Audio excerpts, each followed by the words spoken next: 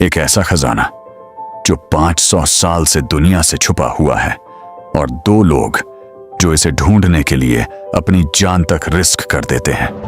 लेकिन जब एक पावरफुल विलन भी इसी रेस में हो तो क्या होगा? कहानी का आगाज दो भाइयों से होता है, नेट और सैम से। दोनों बचपन से ही पुराने खजाने और राज ढूंढने के शौकीन होते हैं। एक दिन दोनों चुपके से एक म्यूजियम में चले जाते हैं। वहां उन्हें एक बहुत पुराना और पुरस्कार मैप नजर आता है, जिसे मकदान फ्रेदन का मैप कहा जाता है। दोनों सोचते हैं कि यह मैप किसी बहुत बड़े खजाने तक ले जा सकता है। वो उस मैप को चुराने की कोशिश करते हैं, लेकिन अचानक ऊपर से पुलिस आ जाती है और पुलिस दोनों भाइयों को पकड़ लेती है। फिर उन्हें वापस अनाथ आश्रम ले जाया जाता है। वहां सिस्टर बहुत नाराज होती है। वो दोनों को डांटती है और कहती है कि अब उन्हें अपना सामान पैक करना होगा। लेकिन सैम को यह सजा मंजूर नहीं होती। वो नहीं चाहता कि उसका सपना खत्म हो जाए। वो समझता है कि अगर वो यहीं रहा तो कभी खजाना नहीं ढूंढ सकेगा। रात के अंधेरे में सैम चुपके से अनाथ आश्रम से भाग जाता है। नेट उसे रोकने की कोशिश करता है, लेकिन सैम अंधेरे में गायब हो जाता है और यहीं से दोनों भाई अलग हो जाते हैं और उनकी जिंदगी एक नए और खतरनाक सफर की तरफ बढ़ जाती है। नेट अब बड़ा हो चुका है और एक बार में बारटेंडर का काम करता है। वो तेज दिमाग वाला है और छोटी मोटी चोरी भी कर लेता है।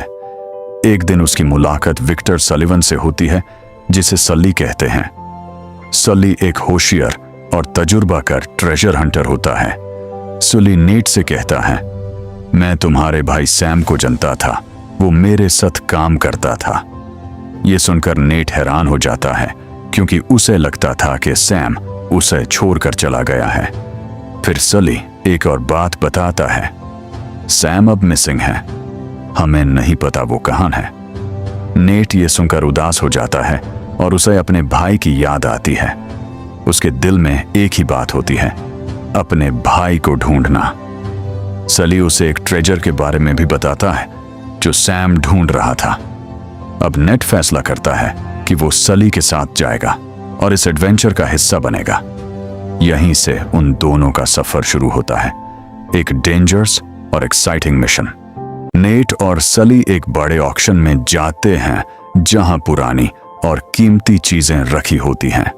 उनकी नजर एक एंशिएंट की पर होती है, जो देखने में सिंपल लगती है, लेकिन असल में एक हिडन ट्रेजर का राज छुपा रही होती है। दोनों समझ जाते हैं कि यह की उनके लिए बहुत इंपॉर्टेंट है, इसलिए वो इसे चुराने का प्लान बनाते हैं। दोनों भीड़ में चुपके से घुल मिल जाते हैं। सुली अपने तजुर्बे से सिक्योरिटी और लोगों पर नजर रखता है, जबकि नेट स्मार्ट तरीके से प्लान करता है कि की कैसे हासिल करनी है। जब ऑक्शन का माहौल बिजी होता है, नेट धीरे से की ले लेता है, बिना किसी को पता चले। लेकिन उसी वक्त वहां विलन सांतियागो मोनकादा की एंट्री होती है। वह एक पावरफुल आदमी होता है और उसका मानना होता है कि यह खजाना उसके फैमिली का है, इसलिए वो भी यूस्की के पीछे होता है और किसी भी हद तक जा सकता है। सिचुएशन और भी खतरनाक हो जाती है जब पता चलता है कि एक और सीक्रेट टीम भी की के लिए वहां मौजूद है। जैसे ही नेट और सली की लेकर निकालते हैं, वो लोग उन्हें देख लेते हैं। फिर एक तेज और डेंजरस चेस शुरू हो जाता है, जहां दोनों को अपनी जान बचाकर भागना पड़ता है। नेट और सुली बार्सिलोना जाते हैं, जहां उनकी मुलाकात क्लोई से होती है। क्लोई एक स्मार्ट और तेज लड़की होती है जो ट्रेजर के बारे में काफी कुछ जानती है। शुरू में वो नेट और सुली पर पूरा भरोसा नहीं करती, लेकिन बाद में तीनों मिलकर काम करने का फैसला करते हैं। तीनों मिलकर पुराने क्लूज और मैप्स को समझने लगते हैं। हर क्लू उन्हें एक नई जगह ले जाता है। कभी वो पुरानी इमारतों में जाते हैं, कभी जमीन के नीचे छुपे रास्तों को एक्सप्लोर करते हैं। नेट अपनी सोच से पजल सॉल्व करता है, सली अपने एक्सपीरियंस से मदद देता है और क्लोई अपनी स्मार्ट प्लानिंग से उन्हें आगे बढ़ाती है।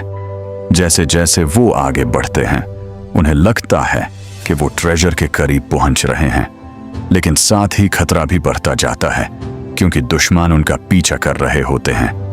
अब ये सिर्फ ट्रेजर ढूंढने का काम नहीं रहता, बल्कि जिंदा रहने की लाड़े बन जाता है। हर कदम पर रिस्क होता है। अब देखना यह है कि क्या तीनों मिलकर ट्रेजर तक पहुंच पाते हैं या नहीं। स्टोरी में असली ट्विस्ट तब आता है जब भरोसा टूट जाता है। नेट को लगता है कि उसके साथी उसके साथ हैं, लेकिन धीरे धीरे सच सामने आता है कि कुछ लोग सिर्फ अपना फायदा देख रहे हैं। वो लोग नेट को धोखा देते हैं और उसे अकेला छोड़ देते हैं। नेट के लिए यह पल बहुत मुश्किल होता है। उसे महसूस होता है कि सब कुछ खत्म हो गया है। ना उसके पास टीम होती है, ना मदद। लेकिन यहीं से उसकी असली हिम्मत सामने आती है। वो हार नहीं मानता। वो अपने आप पर भरोसा करता है और डिसाइड करता है कि वो अकेला ही मिशन कंप्लीट करेगा। नेट अपनी सोच, हिम्मत और स्मार्ट प्लानिंग से आगे बढ़ता है।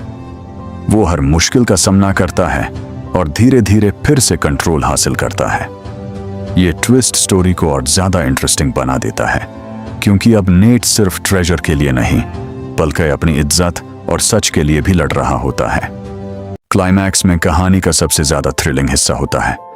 आसमान में दो पुराने शिप्स हवा में लटके हुए होते हैं और उन पर जबरदस्त फाइट चल रही होती है। हवा बहुत तेज होती है और हर पल खतरा होता है। नेट बिना दारे रोप्स का सहारा लेकर एक शिप से दूसरी शिप पर जंप करता है। कभी वो गिरने लगता है, कभी बैलेंस बनाता है, लेकिन वो रुकता नहीं। उसके ज़हन में सिर्फ एक ही बात होती है कि किसी भी तरह विलन ब्रेडहॉक्स को रोकना है। ब्रेडहॉक्स एक पावरफुल और क्लेवर फीमेल विलन होती है। वो अपने आदमियों के साथ ट्रेजर लेकर भागने की कोशिश करती है। वो समझती है कि अब सब कुछ उसके कंट्रोल में है, लेकिन नेट उसे आसानी से जाने नहीं देता। दोनों के दरमियान सख्त फाइट होती है। आखिर में नेट अपनी जान रिस्क पर लगाकर ब्रेडहॉक्स को रोक देता है। शिप्स टूटने लगती हैं और पूरा प्लान फेल हो जाता है। ब्रेडहॉक्स हार जाती है और नेट जीत जाता है। एंड में नेट और सली थोड़ा सा ट्रेजर हासिल कर लेते हैं। पूरा खजाना उनको नहीं मिलता, लेकिन जो मिलता है वो भी काफी वैल्यूएबल होता है। दोनों बहुत थक चुके होते हैं, लेकिन खुशी भी होती है कि इतनी डेंजरस जर्नी के बाद वो जिंदा बच गए। जब वो ट्रेजर को चेक करते हैं तो नेट को एक पुरानी सी चीज मिलती है, एक छोटा सा क्लू, जैसे एक मैप का टुकड़ा या सिंबल। ये चीज उसके भाई सैम से लिंक्ड होती है। नेट को शॉक लगता है और उसे समझ आता है कि उसका भाई शायद अभी जिंदा है और उसने भी किसी और हिडन राज की तरफ इशारा छोड़ा है। वो पहली बार फील करता है कि सैम अभी भी कहीं ना कहीं उससे कनेक्टेड है। सुल्ली भी सीरियस हो जाता है और कहता है कि यह एंड नहीं है बल्कि एक नई शुरुआत है। अगर आपको ऐसी एडवेंचर मूवीज पसंद है तो लाइक और सब्सक्राइब जरूर करें।